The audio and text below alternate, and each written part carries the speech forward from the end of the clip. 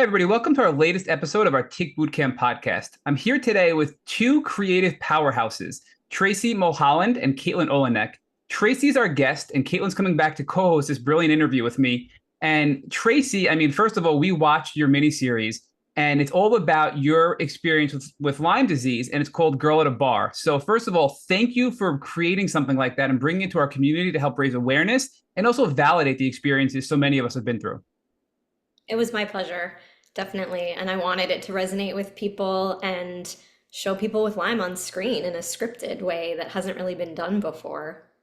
We're going to get very deep into that, what went into it, what it was like, and how it's helping people. But I also want to call out that you also have acted in plenty of other things. You're a writer, you're a producer, you're a singer, you're from Southern California. You've had recurring roles on Apple TV shows, Amazon Prime movies and shows, and you had a really cool, fun, big one as well. If you could share that with us, you just told us offline, it'd be really cool to share with everybody listening. One of my first acting credits was in Crazy Stupid Love, and I am the girl that Ryan Gosling is talking to right before Emma Stone comes in from the rain and they have their kiss. So, yeah, I had a couple lines that barely made it in one, and definitely an amazing experience on that film. Oh, that is amazing. So we're going to get so much more into all of your cool career a little bit later in this interview. But I also want to call out Kaitlyn because Kaitlyn's working on a book called Revival, My Journey with Neuropsychiatric Lyme Disease. It's coming out this summer. And she's also working on a song, and she's a brilliant, brilliant singer, working on a song coming out this summer as well, all about Lyme disease. So to have you guys here together on this podcast and all the work you're doing to bring awareness is really, really cool for me personally. So thank you, Kaitlyn, and thank you, Tracy, for being here. I'm excited to hear your song, Caitlin. I don't know if you're able to share it with me yet, but I'm very I haven't recorded it yet, but I will share it once it's recorded. awesome. All right. So we're going to jump right in, Tracy, to your journey. And we do things a little bit different here at Tick Boot Camp. We don't go right into you getting sick. We want to know what life was like as a kid and kind of work through your life up until the time you got sick. So if you can give us a little background, where you grew up and what that was like. I am from Fairfield County, Connecticut, so southwestern Connecticut. So, as we know, Lyme, Connecticut, very famous. And I lived on the state forest, actually. So, we had a backyard that we played in a lot, and then we were right on the state forest, and we would go in there. There was a waterfall about a mile back, so we would do that pretty regularly. I grew up playing a little bit of sports, but mainly was a singer and interested in the arts. So I started out singing very, very young and dancing, doing ballet, tap and jazz, got very into ballet, and started really taking off with singing through middle school and high school. Do you recall ever being bitten by a tick or seeing ticks as a kid and growing up in Connecticut where there are plenty of ticks? So my only known bite was after my freshman year of college. So I don't know if we'll get into that more, but I Well, definitely think I was probably bit before then. Living near the forest, going out all of the time, and some of my Lyme symptoms started in high school. So I am gonna guarantee that I was bit before then and I just didn't know. And I don't really remember us having much awareness surrounding it. I had talked to my mom before the podcast, and she said that they did get flyers, and so they were aware from the school, from camps that we went to about prevention. So they knew about it, but it wasn't something that we were diligently checking every night or every time we came in from outside by any means. were you a healthy child up until the time, I think it was high school when you got some symptoms, early on, but prior to that, were you a generally healthy kid? Did you have any serious health conditions at that time? No, I didn't. I was small. I was smaller for my age.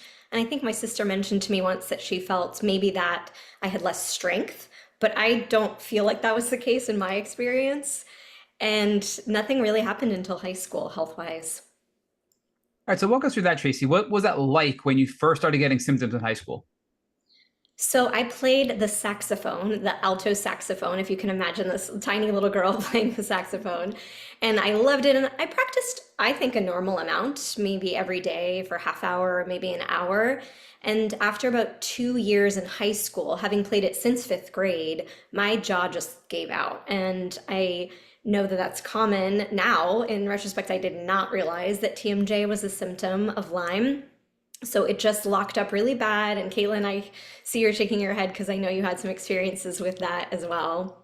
Did yeah, in middle school, my jaw would literally lock open and I wouldn't be able to go to school because I couldn't close my mouth.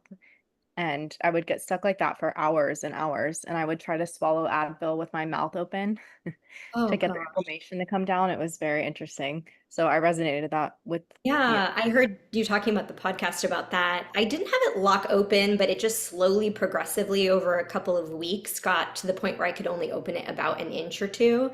So obviously that was hard to eat. So we just relaxed my saxophone playing down to maybe 3 times a week, see how that did. It didn't relieve the pain. Ultimately, it wasn't locked up as much, but it was still super painful. So at that point, I had to switch to the pit percussion in the band. And I don't think I thought much of it. I just thought, okay, that's weird. I guess I'm not equipped to play the saxophone, but I didn't really take a deep dive in with myself to wonder, why do all the other kids get to play instruments and they're fine, but I have to switch when I'm 14 years old? So that was the first thing. What did your parents say at the time? Were they concerned, or did they think, up, you're not built for this. Let's try another instrument. Was there any kind of red flags or concerns here, or was it just a normal routine thing in the eyes of you and your family? We did go to doctors. We went to the dentist and the orthodontist. I got an appliance to wear at night so I wasn't grinding my teeth. So I think they did their due diligence and that they saw the specialists that were necessary for jaw, but I don't think anyone thought much beyond it, and we just pivoted and we adapted. Were there any hacks you identified at the time to help you, right? Because even before diagnosis, many patients identify things that can help. So I'm just curious, were there things that you did, even if it just was, you know, moving your head less or talking less or whatever, making up silly things that, could help people that are going through that now and having jaw pain or, jaw tightness, things like that? I think at this point in high school, I did not have any of those, but definitely have established some starting in college. And as my symptoms progressed, very slowly, as we'll talk about, it was sort of a decade plus before things, more than that. If I started at 14, 15 years before everything really fell apart. So at that time, I had no coping mechanisms. I just stopped playing the saxophone. So tell us what happened next. So what I guess I should also highlight, in high school, is there anything else that's going on that's abnormal, right? Is your social life normal? Is your personal life normal? And this is the only weird thing that occurred, and you kind of went on living the normal young person life and graduated high school. Yeah, I think I probably had normal teenage things that we all deal with, wanting to have friends, have the friends that you connect with, wanting to push myself to get into a good college. I think that was definitely a driving force, was my work ethic with school and tons of extracurriculars. So I definitely maybe was a little bit of overachieving in high school and pushing myself in curriculars and extracurriculars for sure. So what were you focusing on at this time? Did you have an idea what you wanted to do for a career, for a living, where you wanted to go to school? Tell us about that. When I was very young, I wanted to be Bette Midler. I wanted to be a singer and an actor. And I think I had the candle for that through high school. But then I think realities started setting in, and I thought, okay, maybe I'll do business of entertainment. So my idea going into college was to be a publicist or communications. So I applied to some schools that were really great with communications. And then I ended up going to Northwestern outside of Chicago, and very happy that that ended up being what I did, because they had a musical theater program there. And I wasn't expecting to go into that. I was thinking maybe I would say goodbye a little bit to that part of myself. But then I got there and got into the musical theater program, and then ended up doing both of those things, communications and performing. Nice. And your college experience, was there anything abnormal about that? Did any new symptoms develop, or is that relatively normal as well? I had some stomach issues that I think we just decided was lactose intolerance. And so I took some lactate, I remember, and had some lactate milk, vaguely remember that. I also struggled with some body image in the musical theater program that I was in. So I developed some unhealthy eating habits at the time, surrounding that for a couple of years. And I also think that the anxiety surrounding the program that I was in and the stressors of being in college was having some mental health issues prop up a little bit more than they had been. Do you think these mental health issues were the result of a tick-borne illness that you didn't know you had, or do you think that they were just things you would have had regardless? I don't know. For sure, and we'll never know. But I think some of the things that I would have ruminations or looping thoughts that you would say maybe could have been OCD symptoms, I do think that that was probably from Lyme, and I didn't know it. Yeah, OCD-based thoughts are very common with Lyme disease, especially late-stage undiagnosed Lyme disease, which is why I ask, right? Because many people get misdiagnosed with OCD or depression or anxiety or things, and then they find out later they have Lyme disease. So were you doing anything at the time to address those mental health symptoms, or were you kind of just fighting through it? Were you seeing a psychiatrist? Were you doing anything alternative, anything like that? hmm I did. I ended up seeing a therapist after my sophomore year of college when I struggled with body image and eating. After the program that I was in, I was on stage and felt like I needed to lose weight. No one told me that, but I felt like I needed to. And I dropped 25 pounds within a month.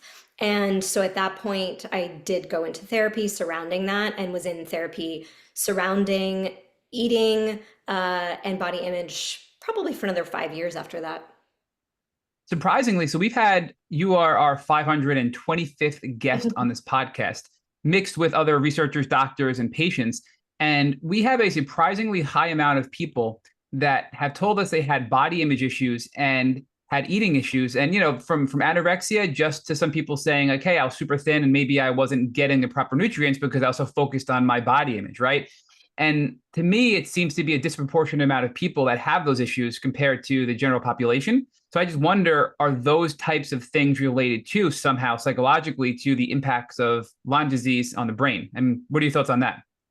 I definitely agree. And I know several friends who ended up getting Lyme diagnoses further in 10, 20 years after they had some of those disordered eating habits and thought patterns. So I've seen it in myself and I've seen it in other people as well. So I do think that's part of the puzzle.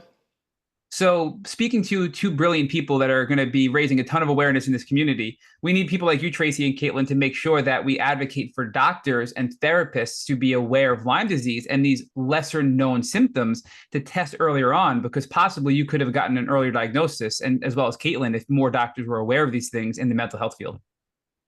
I think So, that's so important as well. I also struggled with an eating disorder when I was in high school, and it got really severe. Um, and I have been through therapy for panic attacks and all of that starting in college. So I think your story is very important, and thank you for sharing. Thank you for sharing as well. And I appreciate how everyone on this podcast, the ones I've listened to, have been so open because I think that's so important, especially with the mental health aspects that we might be feeling more shame or secrecy surrounding. So true. for sure. So now, in addition to seeing a mental health practitioner, were you seeing any doctors for your GI issues, or was it really just, I think I have, I'm lactose intolerant, so I'm just going to stop eating those foods? Yeah, the latter. And I don't remember going to anything beyond just my regular physicals. But so I will say in this point, though, I was definitely bit by a tick the summer after my freshman year of college. So if I had Lyme before in high school, but then I was definitely reinfected, I'm sure of with Lyme, with multiple things, I don't know.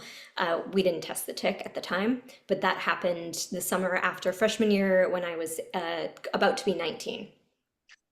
So where were you, and can you walk us through more details of the tick bite? Yes, so I was working at a summer camp in Connecticut and was taking a break and reading a book outside on the tall, tall grass in the lawn with shorts on. And I don't think I had the awareness to know I should not be doing that. And I looked down and there was a bite on my leg. So I went to the nurse at the camp and I could not tell you what we did. I know we didn't send it off for testing. I'm sure she took it off, but then it was probably thrown out. I did go to my primary. About a week later, I got some flu-like symptoms, high fever and chills, just one weekend. And I also could not tell you if they gave me antibiotics at the time. So this was early 2000s. And then I went on my way. But I do remember Lyme being discussed with my primary and or the nurse. It was talked about. And I remember telling some other friends that they think that I had it. But I had the flu-like symptoms and then went on my way, and that was it. Yeah, so we see so many patterns here on this podcast after doing it for over 5 years. And one of the patterns we always see is many people like yourself, Tracy, probably were infected multiple times throughout their life. but you were generally healthy and you managed it. You had some symptoms, you worked through them. Maybe the symptoms, went into remittance a little bit and then they come back. But because of the damage the Lyme does over time, and the longer you go undiagnosed, now these mental health symptoms from Lyme disease cause you to be immune compromised, right? Because you're not sleeping as well, your nervous system is dysregulated, and they cause physiological problems, making you more vulnerable. Then you get reinfected again, like you did. You start getting GI symptoms, right? These are all signs and clues to eventually becoming crippled, right? Many of us become just debilitated because of it. And that's why awareness is so important, because likely all three of us didn't have to get as sick as we were. If we had earlier detection of the infection, we could have dealt with it earlier and not been as tortured as much as we were, right? And that's why we're seeing these things. It's such a pattern we're observing. And again, in hindsight, nobody in your family, and again, this is not a judgmental thing, right? Because my family, I was sick for many, many years living in New York, where Lyme is super prevalent. And it took years for my mother to think Lyme disease. And I had classic symptoms, right? But it just blows my mind that nobody, your primary care doctor in Connecticut, your family, friends, social circle, nobody thought, hey, maybe you have Lyme disease all these years, right? And unfortunately, that continued for another decade where I saw multiple doctors in Connecticut and that was not discussed. So, right after I graduated, then I came out to LA, and that's when I started having much more musculoskeletal issues. I had a neck spasm, and then that was very obviously debilitating, but then it would go away. And it happened every 3 months for a year, and then every 4 months, and then every 6 months for almost 8 years. Your body was fighting it. You were doing other healthy lifestyle choices, and your body was fighting it until it couldn't anymore. So before we get to the post college experience, let's talk about anything else noteworthy about your college experience, even personally. Was it a normal college experience? Were you dating? Did you have a good friend circle? Aside from obviously, you had some body image issues you talked about, but what was it like in college? And then ultimately, when you graduated, what were you going to do next as far as your career is concerned? I think that the biggest factor that stands out was the program that I was in towards being an actor and what that meant to me, and what the pressures I was under surrounding that, and not having maybe the best coping mechanisms for the body image and food. So that was definitely prevalent, but I don't feel like it took over. I was able to continue schooling and was able to graduate and do everything that I needed to do. And I had a strong friend group, and I wouldn't say that anything else was out of the college experience of figuring yourself out. All right. So now when you graduate, that's when you move to California, you said, I believe, right? Mhm. Okay. So you're going to California to now try to pursue your acting career, because you had this sort of dual approach, right? You said it was like communications and then the acting side. So did you decide to go to California and go full force trying to get a career in acting?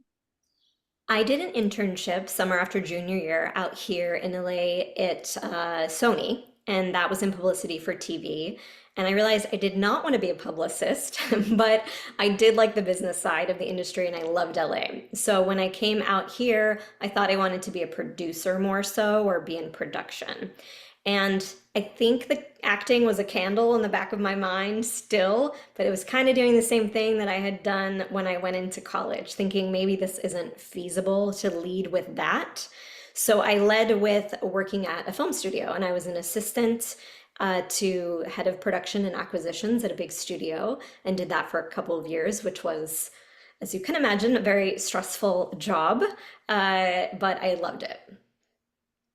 So let's circle back to the neck pain you described when you first went to California, because a lot of us can relate to that. And I've shared my story and explained how it hit me first when I was teaching. I was an adjunct professor teaching these computer science courses, and it'd be a 3 hour lecture, and an hour in I'd get this pain. But I've never been able to really put good words to how different it is than normal neck pain that I experienced before getting Lyme disease. So can you try to explain what that felt like? Because I feel like it's different than regular neck pain, and I'm not sure how personally myself to articulate it. For me, it is in a very acute spasm. And it happened the first time after I lifted weights without warming up. And it was sort of on the right side of my spine, up by the traps. And it just locked up the whole neck. I couldn't turn any way. And then after that, it happened in my sleep. So I don't know if I was waking myself up right before the spasm would happen or the spasm would then wake me up, but I would be half asleep thinking, oh, it's happening. And I started doing some sort of neuroplasticity, which I didn't even really know was neuroplasticity back then, where I would say, you're okay, you don't need to lock up your neck. And sometimes that would help it be a little bit milder, to be honest, but it still would do it for the most part. And then I would put my hand there and say, you're okay. But I wouldn't be able to move it at all for 5 days. It was pretty much, no one can see, everyone who's listening can't see, but maybe a 2 inches either way I could move my neck. And that was obviously not good if I was acting. At the time, I wasn't acting as much when it first started, but then when it did flare up, I would just have to kind of fake it. Were you were you applying for acting gigs while working the other job? So were you kind of like trying to find gigs and also working and balancing like two lives at that point, or two different jobs, I should say? Not until the first year I worked at the studio, and then I felt like I really wanted to be in front of the camera. So I approached my boss at the time and said, I need to leave and be an actor. And he said, why don't you try to do both right now? And that way you have an income, and that's awesome. And ultimately, it was a bit hard. I had a lot of responsibilities at the job. And so after a year of that, then I decided in order to really give it my go, I'm going to act. And luckily, I did book a gig, a theater gig in Northern California for 4 months. That was my first paid acting gig, and so I left to do that. So any other symptoms early on, right after college, beyond the neck pain? I don't think so. And with the neck pain, it was a spasm, it's like a shooting pain almost, it sounds like, that then would cause neck stiffness and the inability to move your neck for, sounds like a couple of weeks, it sounds like, right? About a week, and A then it would week. subside. In the Oh, I'm first sorry. I couple think of you said weeks. 4 or 5 days, right? Mhm. Okay. So at the time, were there any hacks there? Any tips or tricks you can share that helped either lessen that time frame or reduce the pain? I did try a whole gamut of things, PT, acupuncture. I couldn't really afford a lot of other modalities at the time, so I kept with what my insurance was covering. Heat, ice, cold. Uh, I did use Topricin, which is a nerve cream. I felt like maybe that helped 10%. And I just had to accept that I was in it for 5 days. It was sort of a mystery. And were your physical therapist, the acupuncturist, anybody you were seeing, were they giving you any indication about why this was happening so frequently for somebody in their 20s who's so young and healthy? No, but I will shout out to my dentist from where I grew up. I had gone back to him at the time in my 20s. I hadn't found someone in LA that I had liked. And I went back to him and I told him what was going on with my neck. And he said, this should not be happening to a 20-something-year-old. You need to figure this out and you need to take it seriously. So at this point, I'm just thinking through, you're doing all this. Now you're hitting your mid 20s, right? And getting into your later 20s. Did any other symptoms pile on up until the time you were 30? I think that was it, really. I don't think I was, we'll get into this. I don't think I was probably being as kind to myself as I should have been. My self-talk and the pressures that I was putting myself under on my self-worth surrounding if I book a job, an acting job, or if I'm successful, then this means something about myself. So I think I was probably pretty hard on myself, but I don't think there were any other symptoms. So let's talk about that a little bit more now because I feel like again it's another pattern, right? So you're everything I'm hearing from you while I worked my main job and then I was doing acting gigs on the side. I was spreading myself too thin. I was having health issues. My doctors weren't getting to the root cause, but I just was a go-getter and I worked through it and I just kept working even harder, right? And then that these are all patterns I'm describing of people who then eventually have a crash from Lyme disease. And the second pattern I'm hearing is I didn't have nice self-talk, right? And you know, I can relate. I think a lot of people in this community can relate where you're very hard on yourself and you're very critical and you're very judgmental of yourself. And that is something that is immune suppressing and immune compromising. And it's really bad for our bodies for obviously our mental health, right? And our physical health. So can you give us more detail about what you mean by that and give us some examples? Because I think that's something that we don't talk about enough about self-talk and how we view ourselves as being a contributing factor to weakening our bodies physically and emotionally. It's so huge. And I think even more in the last few years, am I understanding it a bit more with some of the wellness coaching that I do, which we'll probably get into later. Yeah. But I think that I struggled with looking at people who had booked acting jobs or were at a certain level of success that I wasn't yet, that made me less than in a way. And just the idea that you are whole and complete and worthy of love and respect without performance, without productivity, was not a space that I was operating in. And right before I crashed, I had some really exciting things happen in my career that I felt I was on the precipice of these things. And then there was three things, and then they all fell through within the span of a couple of months. And I think that expectation for myself and my career fell apart. And that's when my body truly fell apart too. And you were obviously not alone. I know you know this, but let's talk about then, because I believe you were diagnosed when you were 31. Is that true, Tracy? I was, yes. I was diagnosed 2 years after everything got disabling. Okay. So that was, I guess, 29-ish is when you became disabled? Yep. Okay. Let's kind of transition to that piece, because now you kind of, I think, led us up to that time. You're 29, I think at 29 now you're focusing full time on your acting gig. So you quit the other job, right? Yep. Mhm. Okay. So walk us through those opportunities that fell through and then what it was like when you got really sick in that crash. So I was in a pilot, the first TV pilot I was ever in, and it did not get picked up by the network. And I had an option for a writing project at a studio, and the option fell through. And then I had a scene cut in something, and that was also it was cut. So it was those three things back to back within a couple of months. And I'd already had something starting to pop up maybe 6 months before that. My arms had started to hurt a little bit playing tennis and typing, but I didn't think much of it. And then pretty much when all of those career things coincided was when my arms totally gave out. That was what happened at that time. Can you describe what you mean when you say your arms gave out? Like, give us an example of what changed. Yeah, so it started with this burning sensation on my right arm. So thought it was tennis elbow because I was playing tennis with my right arm. And then I was told, okay, you need to rest it a little bit. So I stopped playing tennis. Again, I'm seeing a parallel. Stop playing saxophone, stop playing tennis. And I started just using my left arm a little bit. And I was on an HMO, and so it was hard to get into PT. So it was probably a couple months before I got into actually do PT. At that point, I really had been using my left arm a lot more. Then I started having stabbing, shooting sensations down my left forearm. So both in the forearm, nerve related, but different feelings.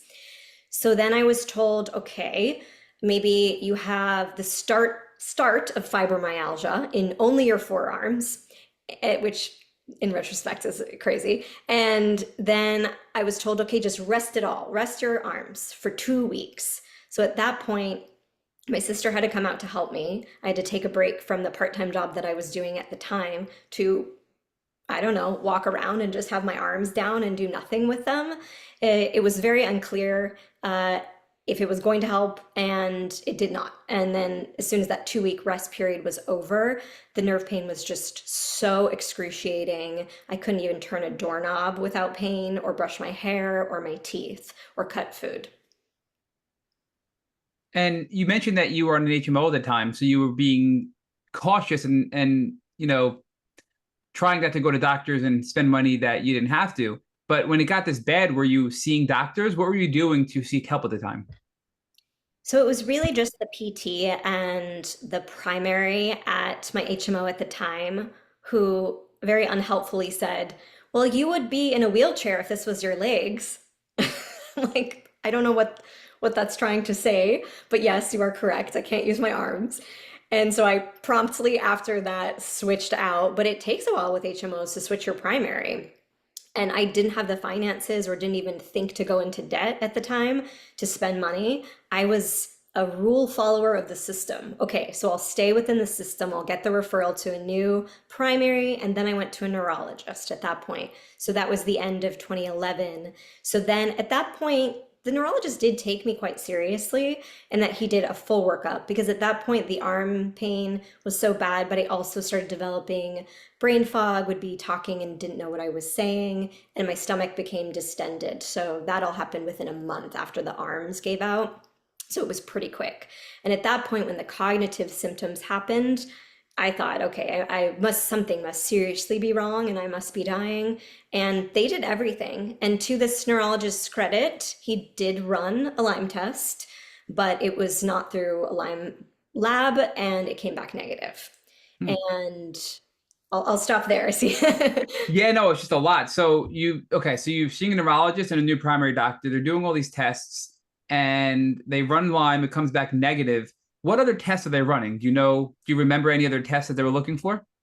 They did run autoimmune panel. My complement component C3C was high. My globulins were high. My vitamin D was low, and my thyroid was off as well. My TSH was 4.1, so pretty high. And I think they did run Epstein-Barr. They did not run any of the other viruses, but my Epstein-Barr IgGs were off of the charts.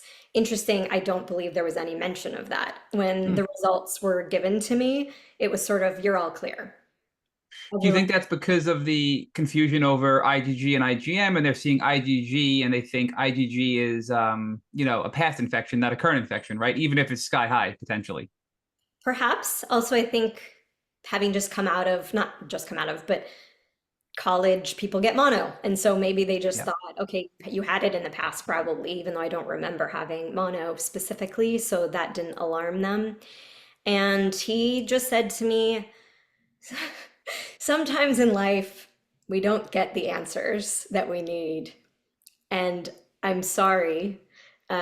It almost was, I felt like he was apologetic in a way, because clearly I was this person in front of him who was very ill at that point. And I think he was a little sad, but also he had done what he thought he could, and said, maybe you are stressed. Do you think that's a factor here? And put me on Cymbalta. And that was the end there. To give us an idea as to the severity of symptoms and new symptoms, you kind of touched on it just now, but the neurological symptoms, the physiological symptoms, right? The pain, just give us a really clear picture of what you were going through and what it was like to live in your body at that time. Mhm. Yes, I went through it quickly. It happened quickly. When the arms gave out, I want to say that was in October, November time. And then the brain fog happened very quickly, in that I would just be talking to somebody, a friend, and I wouldn't remember what I was talking about, misplacing words. The stomach distension was so astronomical. I felt like I had a bowling ball in my belly. And then the fatigue was sleeping basically from like 10 p.m. to 10 a.m. and then needing another 2 hour nap throughout the day. So that those other latter symptoms happened and showed up within 3 to 4 weeks. So it was all pretty quickly after the arms gave out. So you mentioned they gave you, I forget what the medication was called, but I think that's like a mental health medication they gave you, right? Yeah, Cymbalta is I think it's an SSRI or an SSNRI, and it's for the pain was what they were doing it for, but also if I had depression, then it would maybe help that as well. And I was on that for about 3 months, and it did not help the pain at all in the arms, and it made me quite nauseous, and I lost a bit of weight because I had trouble eating. Hmm. And now this persisted for 2 years, it sounds like, until you got a diagnosis. Yes, I continued to go to over 50 practitioners of different types within those 2 years. And my sister came out to live with me permanently to take care of me. And we can talk through what other diagnoses I did end up getting and what other Yes. treatments I did do. But then after 2 years, I did get a formal Lyme diagnosis. Yeah, can you just give us like a high level other misdiagnoses you received, what medications you tried, and if any of them actually helped your symptoms as a band-aid or possibly even, help at getting to the root? So having issues with my arms, I couldn't research things. I couldn't type or even press one button on a computer. And luckily, my sister gave up her life on the East Coast to come be with me. And on the times when she was not working in our very small rent controlled apartment that we were then living together in, she was researching things. And at the time, so this was beginning of 2012, she came upon something about stopping eating gluten and that helping people. So we did that. I went off of gluten and my cognitive symptoms disappeared within a couple of weeks. And same with my stomach. That took about a month, but that also really fixed that, which was amazing. But it didn't do anything for the arms. So then I went to an environmental medicine doctor here in LA, and I had really high levels of lead and mercury. So I did IV detox for that, and that helped my energy, I would say 10%, and that still wasn't it. Yeah, I think that was pretty much it. I think I got a few fibromyalgia again. I got some tendon nerve compressions from a couple doctors in LA, and then I went to Connecticut and got an official diagnosis of nerve compressions in both of my arms and had surgery for them. So we can. Okay, so quick question on that first. Well, to back up a second, it's interesting that you mentioned you had heavy metal toxicity, which comes so frequently as a co-problem with Lyme disease, right? And then they addressed that, but nobody thought Lyme, which I found interesting. It's also interesting that you had these GI issues, which again are very common with Lyme. And when you changed your diet and went gluten-free and did certain things, you were better, which is again extremely common with Lyme disease, because oftentimes parasites or just GI inflammation and things like that are so prevalent in Lyme disease because of what we know about it. But yet none of these doctors thought, let's look at Lyme in addition to these things we're identifying. I know, unfortunately. Yep. Again, that's why I'm grateful for you guys for raising awareness, because we need more awareness out there, clearly, right? So let's talk about the surgery, because that makes me nervous, because when you're that sick with Lyme disease and you have to have surgery, it's a traumatic event physically in your body, and it could make it even worse. So tell us why they wanted to have surgery, and then what it was like to go through it and get out of it, and if it made you any worse, or how it helped you. Cliff notes, it made me very worse. So I went into this doctor in Connecticut, and he felt that I had radial nerve compression. So the top nerve at the top of your forearm on the right side, and then the median nerve on the elbow on the left side. So did a decompression for both of those 2 weeks back to back. I don't think my body was in a place to be in surgery by any means, to go under anesthesia, to recover. And so that's sad in retrospect. The really bad thing was that I got intubated during the surgery. And I talk about this in the show, actually. And so I came out of the surgery from the intubation and I barely had a voice. I couldn't really speak. So on top of having to recover from the arm surgeries, then I had to go into vocal therapy pretty intensely for 3 months. And pretty much I've been in it off and on multiple times. It's caused issues throughout the last 10 years. And so not only was I recovering from surgery at that point, then I also had this muscle dysphonia, or whatever they were diagnosing it as, in my throat that I was managing. So I felt very disabled at that point because I couldn't do things like taking care of myself in terms of hygiene and then in terms of dressing myself. But then I also couldn't talk to people either. And I had to go on vocal rest for such extended periods of time, which now as I'm actually saying this, I'm remembering going on vocal rest in college in musical theater, because I would get a rough voice sometimes, but it wouldn't give out. But I was told, I don't know by who, but that was a good technique to do that. So I was used to doing that a night before a performance for a whole day. But this was modified vocal rest for maybe talking 1 hour max a day for weeks at a time. Wow. So now walk us through the tail end of this 2-year window. You're really sick. You're not getting anywhere. You're getting some of these misdiagnoses. You're getting worse. When does Lyme come back on the table, and how do you get diagnosed? So I'm back in LA, and that second year that all of this was going on just really wasn't making any progress. And so my mom decided that we should go to the Mayo Clinic in Minnesota.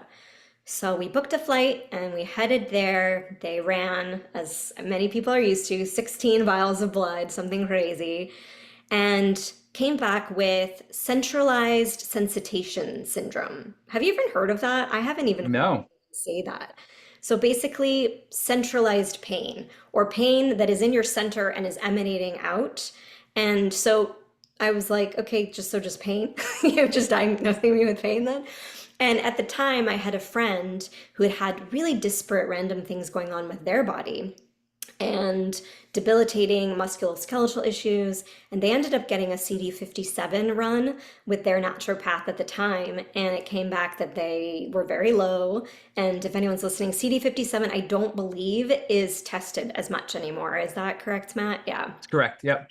I looked on iGenics Lab and I think it was discontinued 4 years ago, but it was a marker for these NK natural killer cells. And if you're below 60, you're supposed to be between 60 and I think 300 something, and I was 55, then that was a marker. So for Lyme, an infectious disease, I said to the Mayo Clinic, do you think you could run this? And they said that would be better run by your naturopath when you get home. So I went to my naturopath who I'd been working with the environmental medicine things, and they ran it and it came back low. And so at that point, I was referred to a Lyme literate doctor here in LA, went there, was diagnosed without even running the IGenics, just based off of presentation and history, started on some things to prep me for antibiotics, ran the IGenics, and then it came back a couple weeks later. Positive, not just IgG, but IgM, which I find interesting. Did you test for any co-infections as well? I did. We test for the whole panel, and I did not have Bartonella, but I had Babesia. And Babesia is a rough one too. So are you comfortable sharing the name of the Lyme litter doctor you saw in California? I think I'll leave it out just because I don't know if that's better that way, but We get it. Yeah, there's a lot of hate still, unfortunately, thrown at these Lyme litter doctors, and they get a lot of scrutiny from people. So we get it, right? Can we say if people are really interested in suffering? And well, I guess the question is, did this doctor help you? Did you like this doctor?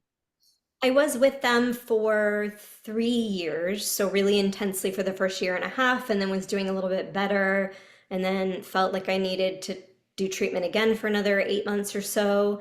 And then I did switch to another practitioner out a little bit outside of LA. So Got it. I felt like they got me from functioning 20% to functioning maybe, 50, 60, which Yep. is Got it. We always say, if you don't mind, if somebody's really suffering and is in that area, maybe they can just DM you on whatever social yeah, platform we're sharing this on, so they can kind of touch base one-on-one for some guidance or help. definitely. Cool. I'd love to. I get those questions a lot for people in LA wanting to know what my suggestions are for places to go. And if it wasn't me, I've had lots of friends who have tried out a myriad of doctors here. Cool. So now it sounds like she gave you a clinical diagnosis of Lyme disease, then ran IGenics. IGenics validated her thoughts, but you said she started prepping you for antibiotics first. What does that mean, prepping you? What was she doing to prep you for the antibiotics? Because my TSH was so high, and technically I'm looking at labs that TSH can be below 4.2, and that's not considered out of range, but 4.1 for a Lyme patient is not ideal. So she did put me on thyroid medication right away. And then I think she put me on nystatin as well before we started the antibiotics, and then a few tinctures. I do believe she felt I had Epstein-Barr levels that would probably come back high as well. And so I did a Byron White protocol in addition to doing antibiotics. And so I believe she might have started me on one of the Byron Whites before. Do you recall which Byron White like product or combination of things that are out there? I did the EBV something. I think it's EBV6 is what it's called or something like that. And also I had Mycoplasma come back. I didn't run that through IGenics, but I ran it through LabCorp Request. Mycoplasma cytomegalovirus. So I'm not sure what would have been used for that, but I believe we had two tinctures going on for the viral load. Got it. Now, what antibiotics was she going to use, or did she start using with you at that time? Yeah, we did Ceftin actually, which I don't hear as often. And then we did pulse it with Doxy throughout the way, but I was on Ceftin, very low dose, pediatric dose actually, she called it, for 8 months. and just not sure how I was going to respond because I am a little bit sensitive to medicines, as I think many of us are, but I've had some bizarro reactions to things. So we felt like maybe that would be a safe bet to start with. Was there any herxing or any severe reaction to antibiotics plus herbal antimicrobials? Not really. I was very fortunate that my herxes were mild and that I would feel maybe a little bit more tired, maybe a minute increase in pain, but not much beyond that, which actually made me wonder, is this really working? Was there anything else you did during this time besides the Byron White tinctures, besides the antibiotics and everything else you've talked to us about so far? I think at that time it was a lot of supplement loading with magnesium, vitamin D, vitamin Bs. All of those levels were very low. And so the question was I not absorbing them through food properly? My IgG subclasses were low, and subclass 3 was really low in the beginning, and then they all became low. So we ended up getting authorization, but it wasn't until after the first year for IVIG. So, how did you feel after the first year before you started IVIG? Give us an idea as to how much it had helped you at that time. Mhm. Well, the blood work was slightly encouraging. We did rerun the IGeneX a year after that treatment, and the IgM had cleared, and the IgG was still positive. And I had one less band, but the band, I think it was 41 or 42, still had 2 stars next to it. I looked up my blood work recently this week just because I knew that you ask about specific treatments and tests and things like that. I think I was definitely better, but I was still very ill. A year in, definitely. I was not functional to work by any means, to socialize. It was slow going. Walk us through the IVIG. Did that help and what that was like? I did it probably off and on for maybe a year and a half.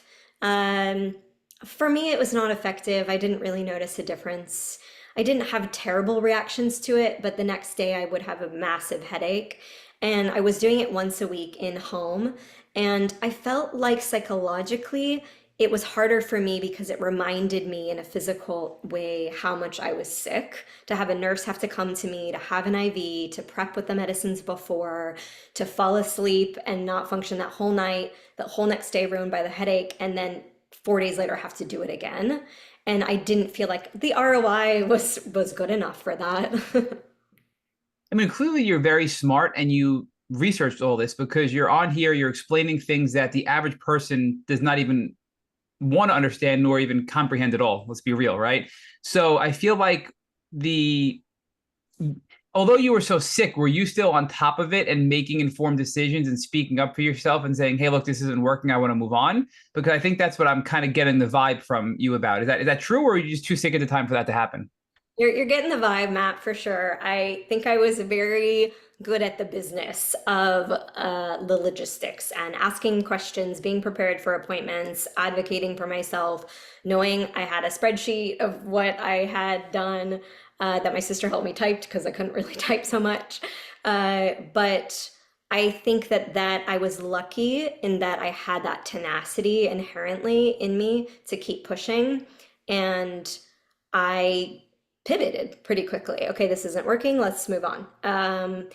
Not to say that I was not giving a chance to things. I definitely was, and I was listening to what the doctors were telling me.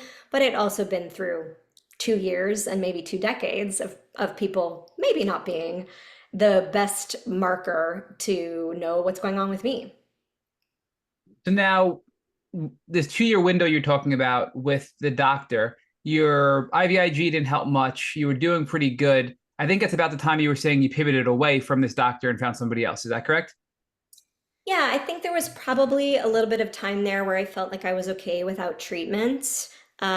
So maybe I think it was like 2015, I did a TV show, I remember. I did a couple movies. So I had been in treatment probably for a year and a half, and then I felt like I could take a break. And then in 2017, I felt like out of nowhere, I had these PTSD symptoms and feelings. And I wasn't sure if that was coming from Lyme or needing to treat more or just not having processed what had happened to me. in a way that I needed to. And I did see a pain psychologist, a pain therapist uh, throughout my beginning of my journey. So I was in treatment for therapy, but this really felt like a profound wash over me of I was functioning pretty well. I had booked some shows and things, and then all of a sudden I felt like I hit a wall again. So you got well enough after this one doctor to go back and be able to work. Not saying you were perfect, right, or symptom free, but you were working and doing that for a little bit before you hit a wall, it sounds like. Yes, I was working in that I was doing probably a half a dozen days on set total in 1 year. So that's not really that much. I was working Got it. 1 week out of the year, but I Okay. felt well enough to audition. And I had some part-time writing jobs. I think that started the following year, not until 2017. But yeah, I was regaining a little bit of that ability to work part-time, and emphasis very much on the part-time. Okay. And then when you hit that wall, was that mainly from like a PTSD standpoint, or were there other things going on when you hit that wall as well? So we had tested my testosterone at the time and it came back really low. And so I was put on a testosterone cream to put on my legs. And it caused this rash on my legs, these little bumps. And I found myself like touching the bumps and not being able to not think about them.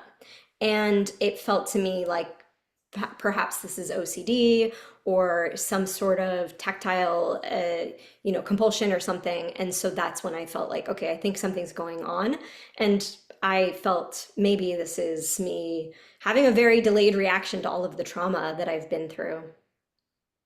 So what did you do next? And I guess the question is, before I even ask that question, was this about a year gap between the first doctor was about 2 years, you took a break, you were working part-time, and now you realize something else has to happen? Is that a 1 year window in between there from doctor to part-time to now going to seek additional help?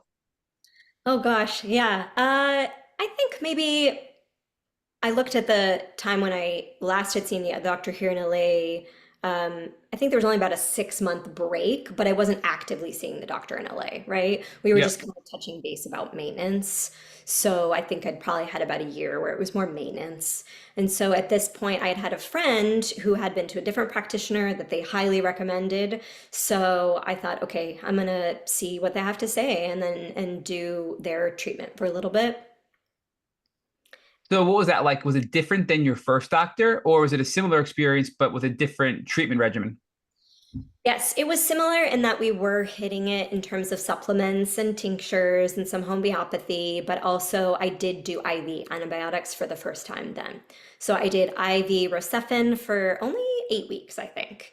And then I did Biaxin and Septro for several months, which also I feel like I don't hear about as much now. So this was again back in 2017. So I'm not sure if these are up to date protocols. And then we hit the Babesia way more because at that point, actually, when I had first tested for Babesia, it was unequivocal or indeterminate, I think, right? And so based off of my symptoms, my doctor felt like I had it. But this time we retested IGeneX Babesia and it was definitely positive. So at that point, retesting 4 years later, that had reared its head a bit. Got it. So now, what specifically are you doing for Babesia? Because we know that can persist, in a different way than Lyme. So how are you hitting that with this new doctor? Yeah, I did Coartem and I think Malarone, or I don't quite remember if we did one or the other, but both of those were in my mind. I'm pretty sure it was Coartem definitely though. Okay. Now, how are you feeling with this? Well, I guess I should ask the same question again. You're on IV antibiotics this time, not oral. Are you herxing from that, or are you still doing pretty good in that regard? Yeah, still doing pretty good, which felt very lucky, but at the same time, a little suspect. So I was thinking, okay, is this actually helping? Am I doing the right thing? I don't know. But I'll say we've had varying opinions on this podcast. I mean, very strong opinions that, like for example, we asked Dr. Horowitz, and my question to him was, "Hey, Dr. Horowitz, if somebody's herxing, is there such a thing as herxing too bad?" And he's like, "Nope. You have to herx, and you have to herx, and otherwise you're not doing it right, right?" And we ask other doctors that are leaders in the community, and they say to us, "No, you don't want to herx that bad because it could actually make you worse, and it can cause damage. you want to minimize the herx by offsetting it with supplements, which I think you were doing, it sounds like, you were hitting it with all these homeopathic, all this homeopathic medicine, and you were, building up your detox pathways. You were doing everything else, which I think minimizes the herxing, which is the approach most doctors we interview say is the better approach, right? Again, there's not an agreement there, but I think that's what happened to you is you were doing more than just antibiotics, which is why you didn't have a bad herx. Yes, definitely. I don't know if I had been presented with the option to only do the medicine, the prescribed medicine, what I would have done. I was lucky to have practitioners that incorporated both of those things. For sure. So how long were you with this doctor for, and how long was it before you started seeing additional results? I still see this doctor, so for maintenance, and then we might get into. I had a very unfortunate exposure to black mold a couple years Yep. ago, so I had to deal with that very actively. Um, but yeah, I was there for a couple of years, and then in 2019, my arm pain really came back with flying colors. Okay, so you were doing better with this doctor after a couple of years, and in 2019 your arm pain came back. Was that related to the mold? No, that wasn't the Okay. mold yet. Yeah. So I was definitely doing better. I worked on some shows. I was doing more part-time work. And then I picked up a part-time job that involved more computer use than I thought it was going to entail. And I really was very, very restricted on my computer use still at that point in jobs, but also in my personal life. I could maybe be on a computer max an hour throughout the day, in addition to any work that I had to do for maybe 2 hours max.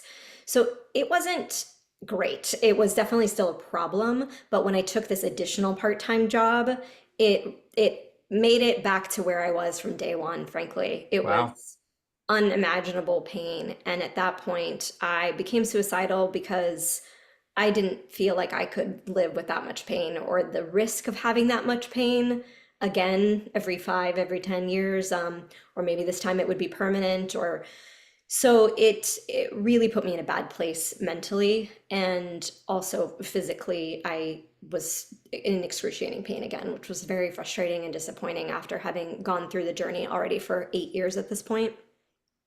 So what did you do at this point? Did you go back to the doctor you're seeing and ask for additional guidance? Did you see another specialist? What's next?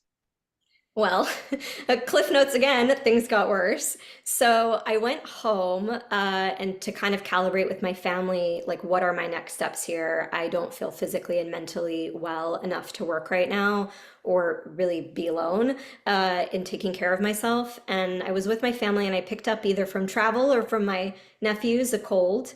And I came back to LA and it progressively got much worse to the point where I then lost my voice completely again and lost it for 3.5 weeks with not a peep. And at that point, they were saying do steroids because this is really going to be dangerous if you don't start using your vocal cords. I don't know if I agreed with that, but eventually I caved about 4 weeks in. I did it, and 3 days into the 5-day steroid pack, I ended up in the ER because I was starting to lose my vision. And I knew there was a big risk with that, with steroids for myself and everybody with Lyme. And then I came back home. They basically said, just don't take the last day of the steroids. And I ended up subsiding and got my vision more clear after a couple of days. And at that point, I did regain my voice through pineapple, which is like really random. Um, but I realized, okay, I think I need to do something completely different with my treatment. I think I'm 8 years in and I am just flaring up too often every couple of years. And so I need to recalibrate. So pineapple. So you were eating just straight up pineapple, and it would help you with your vocal issues and your throat. So steroids didn't improve the vocal. And then I don't know, honestly, I think it was one of my old musical theater friends or something I happened upon said, eat some pineapple, but don't eat a little, like eat a lot of pineapple. So I ate a huge bowl of pineapple, like a huge salad mixing bowl worth, twice, two in one day, and then again the next morning. And by the second night, my voice came back. Do you know why? That's fascinating. Like I'm, is there any, did you do any research on that after the fact to figure out why it helped you? So there's a lot of digestive enzymes and there's bromelain and there's some Bromelain. peptides in it. I honestly don't know if it was a reduction of inflammation or something about those enzymes specifically went into whatever was going on with my vocal cord. I swear by it, and I tell any actor or musician if they need to get their voice back, eat a ton of pineapple. That's so cool. We've never heard that before. I might So try that. yeah. But if you I have acid reflux, I will caveat that. I did give that suggestion to someone, and they said that their throat started burning, and I was like, no, then stop, don't do that. So talk us through now. You're having this epiphany of I got to do something different. I can't keep having relapses and flares, and I can't live like this. So what change did you make, and what did you do differently at this time? I had a friend who had had Lyme, and she had done a neuroplasticity program that was a combination of lightning process and the Gupta method. And then she went off and created her own practice. And I just said, okay, let's do it. I've got nothing to lose. Let's do this. So we did it primarily focused on the pain in my arms, though I know a lot of people have success with that, with sense and sound sensitivities. That wasn't as, I did deal with those, but it wasn't debilitating. So I was really diligent and I did that for 6 months, an hour a day, twice a day. I did the brain retraining program and I started to make some gains. And I don't know though, honestly, if it was what helped. What ended up helping was I started taking NADH and I started taking a lotion called Prologel that my doctor, which I think just got discontinued last year, and I'm very upset about it, though my arms are good now, which is a miracle. But it worked with the acidity of the nerves closer to the edge of your skin. And the combination of both of those cured my arm pain, which was astounding after that long. Wow, that's great. So if you had to assess the neuroplasticity, is it something that you think was a good tool and it did help and you don't regret it? Or do you think that was just, something you did that happened to be around the same time as, that nerve cream and it really wasn't as effective as you would have liked the neuroplasticity? I think in that instance, I think it probably was the supplement and the lotion, but I think that there was elements of the neuroplasticity that were definitely helpful. And I think always being proactive towards your treatments, the fact that I was actively choosing to do something twice a day was good for me. Whereas other treatments, I was taking the supplements, I was having the things happen to me, and that was sort of a switch. And I think that was helpful in a way. I have done lightning process recently, which I'll talk about again. So I've had two different experiences with brain retraining. Okay, when did the black mold come into play? Where chronologically, where does that fit in here? Yeah, so that was 2 years ago, 2023. So pretty much from the end of 2019 through 2023, I was pretty good to go, minus a bout of shingles, which you shouldn't get in your 30s, but yeah. Okay, so you're doing really well from the supplement, the cream, neuroplasticity, and then you have black mold exposure. So tell us how you knew that was the case and what that was like. So at that point, it was about 6 months after I finished filming Girl at a Bar, and I had worked really hard on that, and that was taxing emotionally to play a girl who had had Lyme. And so I think that was that in the background too, like how much time that I had put into that project and work on that, plus also having to go into a body experience of being back into a person who had, had Lyme before. So I want to see, yeah, 6 months after that, I just developed kind of a cold. And I thought maybe it was COVID. And then it went away and it came back a couple weeks later, COVID negative, got another cold, and it was pretty bad. And then 3 weeks later, came on again, bad cold. And this time the fatigue hit me like I had never felt before, even in my Lyme journey. So at that point, I called back my doctor, who I hadn't seen in a bit, and said, what do you think's going on right now? And I was also having a lot of flushing. I would go outside in the sun and my face would turn red immediately and I would get super hot in my skin. And I had a couple rashes on my face that hadn't happened since I was younger. Now that I say that, I did have hives when I was younger. I totally forgot about that. Around Christmas time, I got hives for a couple years. We thought it was the Christmas tree. Anyway, so back to this, we thought I had mast cell activation syndrome at that point, and maybe that might have been a missing piece to a lot of things as well. But it didn't really seem to move the needle. I went on cromolyn, oral cromolyn, for a couple of weeks and nothing changed. And then the more I stayed home and rested, the worse I got. And I'm looking at my air conditioning unit to clean it. And by the grace of something, I decided to shine a flashlight at the back of it, which isn't a part where you can actually get into to clean. But I don't know what prompted me to do that, but I did, and there was black mold all through the back of it. So it had been spewing out into my apartment for probably a good month since I turned the air conditioning back on because it was March. So it wasn't really hot in, January, February. But I would guess I probably had the black molds there the previous summer or fall, or maybe even way before that too. I don't know. Yeah, and I wonder if that was holding you back with some of the treatments as well, because you had a chronic exposure to black mold. You were doing a lot of other things right, but the black mold is immune suppressive. It has a lot of other bad things for your health. So it kind of makes sense, right, in big picture here. Now, I'm assuming you cleaned it all up, got rid of the air conditioner and fixed it, but how did you detox your body from all of the mycotoxins that you were exposed to?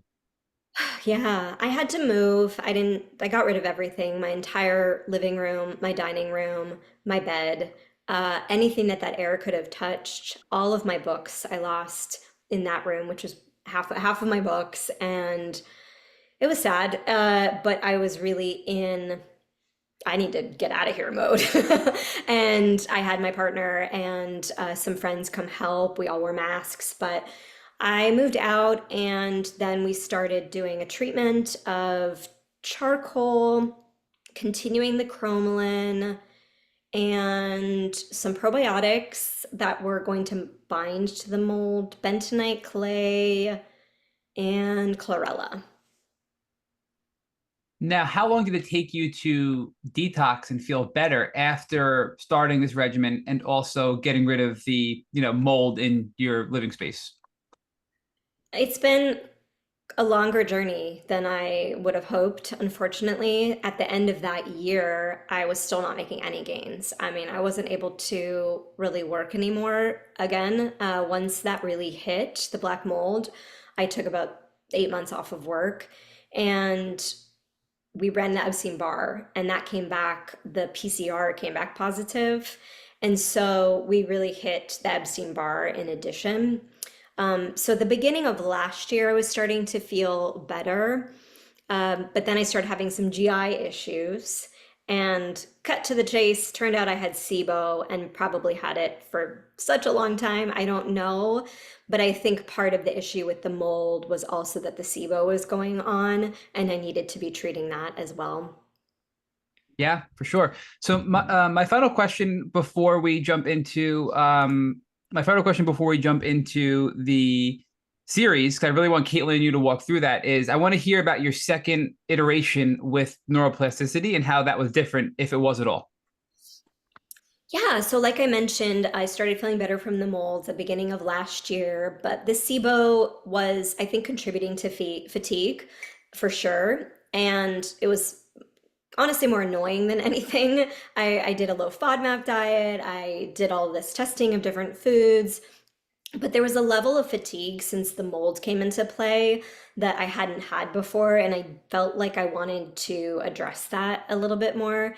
So I had my practitioner had recommended someone who does the lightning process for discount, and I did that a couple months ago, and I'm happy to say it really did make a difference with my fatigue. So that was quite surprising based off of my past experience with it, not having moved the needle too much. So I was happy to notice a difference with that, and we'll continue to keep working on it, and then yeah, we'll just kind of assess what's going on with the SIBO too. All right. Kaitlyn, do you mind hopping in and walking us through? I think, are you muted, Kaitlyn? No, I'm not. Oh, you're there. Okay. Yeah, if you don't mind hopping in, I could keep talking to you, Tracy, for another hour. I realized how long this has been going on. But I mean, you are so smart and you've taught us so much. But I really want to focus on your mini series and what you're doing to help bring to light how serious this condition can be to the average person. Because, we've been through it. We know it. We tell our loved ones. But this mini series is so cool because we can have anybody watch it, right? And I've recommended it to my friends, to people that don't even know how serious it is. So I think it's a whole nother level of raising awareness. And I really would love for you and Kaitlyn to kind of geek out over that and talk through some of that, if that's okay. Of course. Thank you for the kind words, Matt. So Matt and I watched your series together over Zoom, and I thought it was fabulous. Tell us about your mini series called Girl at a Bar, and it's inspired by your true story. What went into the mini series, and what was it like? Oh gosh, it's been such a love and a joy to bring it on screen in the way that it has. This project had quite a long journey. I actually went out to bars by myself before I had Lyme and was doing that more just to get out of my shell and to get out of the house and to push myself into a place of learning more about my comfort zone. And then I got sick, obviously, as you've heard. And in the period of time where I was better in mid 2015 and 2017 through, I did Girl at a Bar again. But this time I didn't do it the same way as I had done it before I got sick. I was definitely in bed sooner and I didn't drink, or I might have had a drink. But the rules initially were just to go out for 90 minutes and to not look at my phone at a bar. So be totally present to the moment, and could drink or could not drink. And I ended up doing it once a week for a year before I got sick. So I went to over 52 bars in LA because some nights I went to more than one bar. And then after I got sick, it was a very different experience, as you can imagine. And that felt to me very profound and something that I wanted to bring onto screen as a way that was like entertaining and accessible, because you're out on the town and you have friend dynamics and dating dynamics, and then in that infusing the Lyme journey. So, did you write the series yourself? I did, yeah. So I originally had written a blog, and then I had turned it into a half-hour pilot. And then I had gone through maybe having it be something that I wouldn't really have control over, in that maybe someone else would play the lead part or I wouldn't be able to write it, and decided that I wanted to have control and keep it for my story. And at that point is when I pitched it to Bay Area Lyme Foundation for a grant. And then at that point made it into 5 episodes of about 10 minutes, which is what it is now for the web series. And we watched it on YouTube. Is it available anywhere else, or how can people listening jump Yeah, in and watch it? yeah, definitely just go to youtube.com/@girl@a-bar, and you can see the whole series there. Those 5 episodes of 10 minutes are all in one link. And then there's also some clips and things like that. And then I have a podcast spinoff that will be ongoing on that channel as well. Yeah, so it's only on YouTube. I wanted it accessible. I wanted it free for people to watch it and share and resonate. How do you recommend for other Lyme survivors to get creative and raise awareness? I think that everyone's story is unique. I actually was talking to a friend who had Lyme and who had gone through their experience very differently than mine. And the aspects of dating or not dating, the family dynamics, the different co-infections, things that they were dealing with, their symptoms. So I think we have so many different experiences, and bringing out what you want of your experience, what feels comfortable, and there will be someone who will appreciate you having put in the work to do that. Hey, can I jump in and ask you a question? I'm sorry. Is that all right? Yep. So one of the things we hear often is when people are at the phase that you're at, Tracy, and I think probably Kaitlyn and myself as well, we still have this feeling of not being good enough, right? So, I mean, first of all, the series is awesome. I didn't comment on it yet either, but the series is awesome. We watched it and enjoyed it thoroughly, and I think everybody needs to watch it. But the humor, that I want you at this, it's all these crazy fun things, right? It's very fun. But I think a lot of us struggle with feeling worthy because we've been sick for so long, we feel damaged, and that's a lot of the neuroplasticity side of things, right? So, do you have those feelings still personally? And if not, do you think it's from the neuroplasticity? And then the third part to this question is going to be, what advice would you give to others who are at the latter part of their healing journey ready to begin dating, but don't feel worthy enough because they feel less than other people who are quote unquote healthy?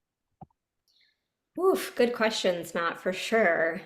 I think it's been a very long process for myself to change some of that talk that we talked about in my late 20s.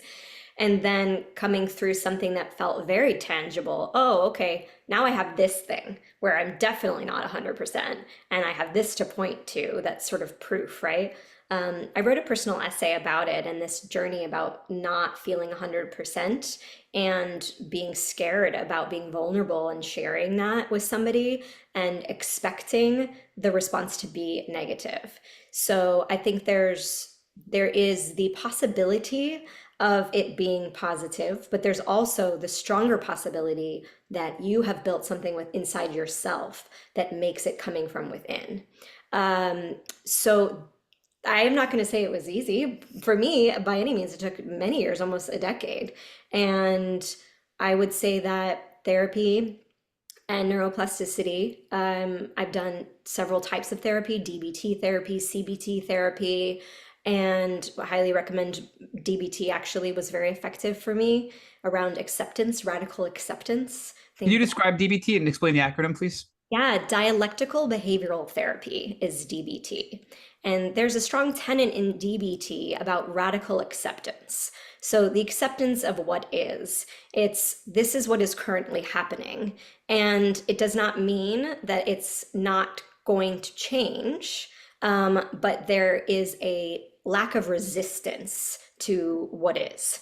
And I had to work with that a lot. I had a lot of thought patterns around if only I had done this differently, if only I had known to tell the nurse at the camp to, give me doxycycline, if only.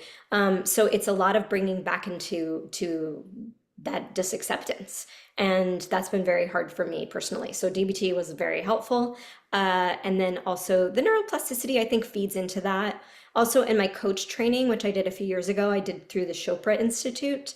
I think that was extremely helpful. I started meditating through Deepak Chopra and Oprah Winfrey, a free tape, a 3-week program at the Mayo Clinic, actually. I vividly remember it. I was there with my mom and I just said, okay, I don't know if they have the answers either, so I'm going to do this thing. I'm going to do this meditation thing. And I've been meditating every day since then, so over a decade, and that's been a big part of that as well for me. Tracy, can you just quickly, and then I'm going to shut up again and let Kaitlyn pick up. But can you just lay the groundwork? What is your miniseries about? Because we talked about your story, but your miniseries, like I want you to put it into words because it's just so cool about, how you put it together. It's not long, it's not overdrawn, and it's just a really powerful way to convey the experience. So can you just give like a very high level summary of what it's about to let people know and encourage them to go check it out? Sure. So it's about a young woman who has been disabled from Lyme for half a decade in her 20s, and then is given the permission to go out a little bit and push her boundaries because she has achieved some improvements in her health. And then she decides when she is out, she realizes nobody knows her baggage and nobody knows she was sick, and they're not treating her as maybe coddled or different ways that her family or friends have treated her. And she can kind of discover who she is when she is out at a bar alone. So that all started because her friends kind of bailed on her for a night and she was planning to have her drink and celebrate, and they weren't available, as happens in LA, but many places. People flaked.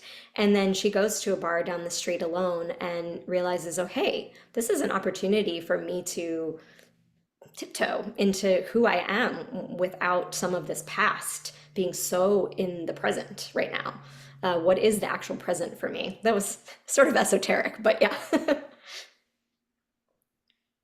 How much of it is based on your true story and how much of it did you write creatively? Yeah, so as I mentioned, I did go out to a bar once a week by myself for a year and then did the process over again. So all of that is true. The storylines, the characters have been changed for fictionalized purposes, but a lot of the themes and things that I felt like were really important in my journey discovering who I was after being so sick, that is, those sentiments are all very much my experience. Awesome. Matt, did you have any more questions about the series, or can I ask her a little bit about her health coaching? Oh, keep going, Kaitlyn. Yeah, you're I don't good. know if I answered Matt. I don't know if I did a good log line for the show, but what do you think? No, I think you did. I think you did. I mean, I can tell you what I watched it because we were text. So it was Kaitlyn, myself, and a few other of our friends that we've made over the last 5 years in Tick Boot Camp. We watched it virtually on Zoom, and then like we were all digesting it, right? And there was just so much going on that we're having a text exchange after. So we're on Zoom, we're talking. It ends. We talk about it, but then we end the Zoom session. And we're continuing to think about it, and we're texting like, I wish this would have happened. Like, cause like we were so invested, like we wanted you to go this path instead of that path, right? So like to me, I think you did a great job at explaining it, but it's just really fun. It's not just I don't want to get triggered about the Lyme experience, or I've lived it. I don't have to watch it because I know what it's like. But it also has a fun component as well.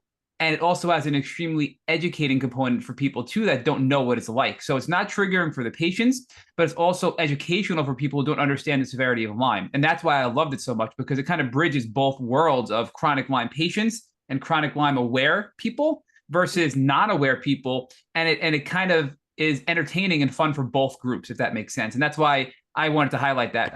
But that was my comment.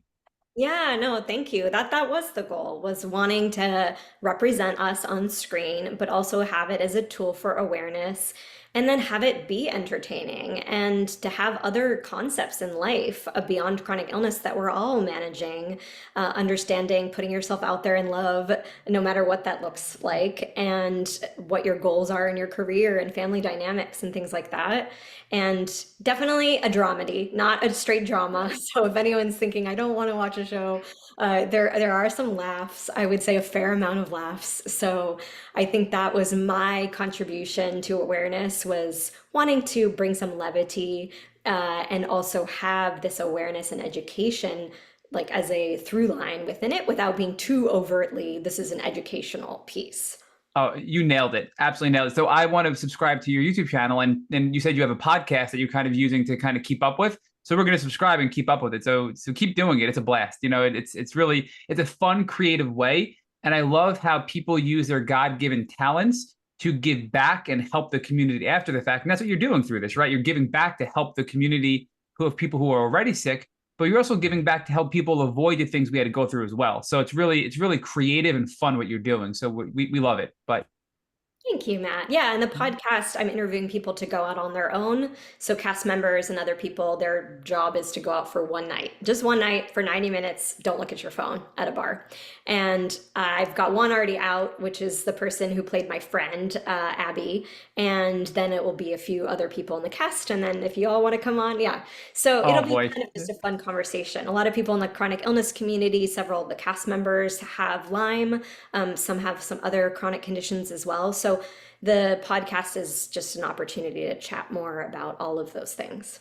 I have a fun idea, and I'm putting Kaitlyn on the spot here. So Kaitlyn is, well, I don't want to say too much about Kaitlyn personally, but I think it would be great that a really fun idea. And again, I'm not the creative one, so you can tell me it's a horrible idea. That's why you guys are the creative people. But I think it'd be really cool to have like follow Lyme patients around who are feeling well enough to go out and date and kind of capture that in almost like a reality TV show style, like in a real world example, right?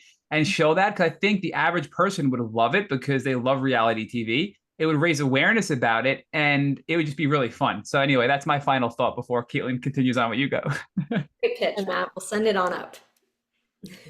I'm fine to open up about my life. I am starting to date and get back into going out and being able to have a drink or two when I go out. So I really related to your show, and I think I'm definitely down to do the podcast and open up to all of that. Awesome. Before we go, I did want to ask you about your health and wellness coaching company and what inspired you to do that, and how can people get connected to you? Awesome. Well, I fell into a part-time job a few years ago to be an executive functioning coach for middle school and high school students. And let me know if you want me to expound on executive functioning coaching, if that's helpful. Okay. So the executive functions of our brain are right behind the forehead, and they are involved in skills like planning, prioritizing, organization, impulsivity, emotional regulation. So the executive functions can be impaired with ADHD commonly. And also for myself, I found that in my Lyme experience and with chronic illness, mine, some were impaired as well. And I heard Chris Newby talk on the podcast about executive functions, and I said, And so I was teaching skills to high school and middle school students about keeping a calendar and breaking down projects into smaller steps and reducing the overwhelm and things like that. And I really felt like, these are some applicable skills that I could have used when I had Lyme. So, for example, breaking down something, I was very much get everything done, all or nothing, right? If I clean my house, I'm just going to clean my house. And obviously, if I lost the ability to use my arms, then that wasn't plausible. But the idea of doing baby steps was not even in my mind at all. So I decided, okay, I think I want to be a coach and get certified as a coach. So what do I do next? And then I went to the Chopra Institute, got my Chopra certified coaching certificate there, and then became a national board health and wellness coach as well. And so for the last about year and a half, I work with a company that is specifically ADHD coaching. And then I have a private practice that is ADHD, chronic illness. So I've got people who've had Lyme and also people who've long COVID. So a lot about fatigue and pacing, some mindset, sleep hygiene is one of my specialties as well. And yeah, so I do a bit of both acting now and coaching. Awesome. And how can people connect to you if they would like to utilize your coaching services? Definitely. My website is tracyevecoaching.com. So Eve as in the eve of something awesome or in the night, EVE, TRACYEVE coaching.com. And that link is also on my Instagram, though I am not as social media active as I maybe will be in the future, but all the links are there and you can contact me there. So Kaitlyn, I'm inspired by your outreach and your awareness and everything on Instagram. I took a few years off, but I'm getting back into it. It's hard when you've got a lot going on. Yeah. So I want to ask one final question there, Tracy, which is what else is the future holding for you, right? You talked about the podcast. Do you have anything else that you're thinking about or you're planning or that's coming out that you want to share with everybody? I think I'm taking a moment to just pause and think about what that looks like. I would love to book an acting job where I'm just the actor for a little bit. That would be great. Maybe not wear as many hats on a project in terms of film and TV would be really nice. Also would love to do some comedy too. And I think in terms of coaching, building out my private practice and maybe also making some workshops or some accessible materials that if people can't actually coach with me, then maybe I have some writing or some tools that I can pass on as well. And I think I'm going to write something that maybe has nothing to do with Lyme too, and just give my brain the space to be creative for that. Though I do have a TV idea and I'm not sure how to do it yet, but of a group of us who are dealing with chronic illness. And where is that group? What are they doing? I'm not sure, but I would love to create something along those lines. That's amazing. So, Tracy, we've had you for quite a while. I can't believe the time has flown, but you have been absolutely amazing. I mean, the perseverance, the drive, and how you just never gave up throughout this entire journey is just awe-inspiring. And then seeing your work and watching it myself and seeing where you're going is just so cool. We can't thank you enough for everything you're doing for the community, for coming on this podcast and being so raw and vulnerable and sharing your story. And we are certainly going to have to do some more work together down the road to raise awareness and collaborate, because that's our mission here at Tick Boot Camp. That's clearly your mission, Tracy, and that's Kaitlyn's as well. So again, thank you so much. And we will be in touch for sure and doing more things down the road. It's been my pleasure. Thank you for all that you do. I really feel honored to be here, and I hope to do more, of course.